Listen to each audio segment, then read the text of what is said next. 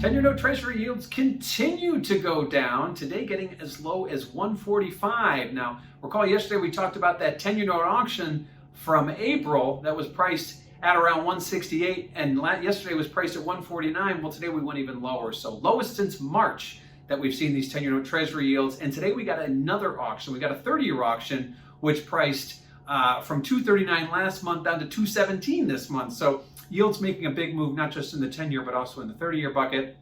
We have continued to see this despite the fact that we got very strong inflation data today, despite the fact that the economy keeps growing, or we keep getting data that suggests it's growing.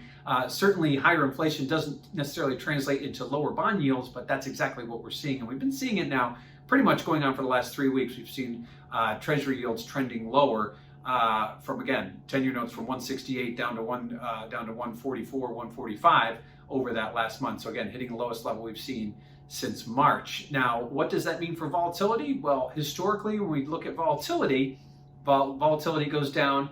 So when yields go down, so does volatility. And if you check out that CVOL index over at cmegroup.com, you'll notice that while we did see that skew a bit from itself, we saw yields going down and volatility going higher earlier this week, it is back to its historical norm. We're now starting to see volatility go down as yields go down. And at some point that will reverse. We get too low, we break out of the ultimate range. 140 seems to be the psychological level. We aren't quite there yet.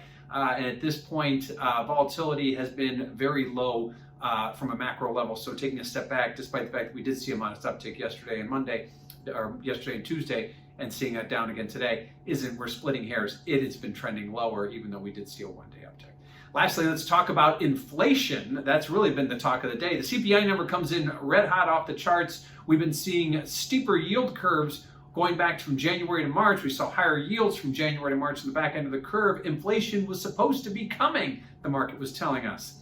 But the Fed has talked about inflation as being a transitory risk, meaning that it's going to be here, but not for a prolonged period of time. Likely we'll get some more clarity of that next week's FOMC meeting. And it seems to me that either the market's starting to believe that story, or there is a position squeeze going on.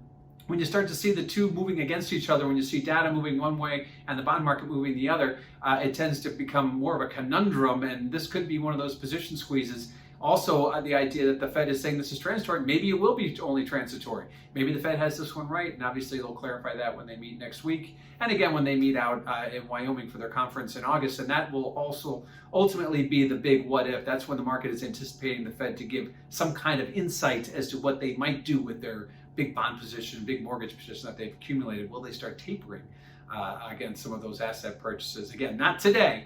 Those are things that we're looking at in the future. But the bond market seeing yields hit the lowest since March. The 10-year note gets down as low as 145 after today's higher than expected CPI rate.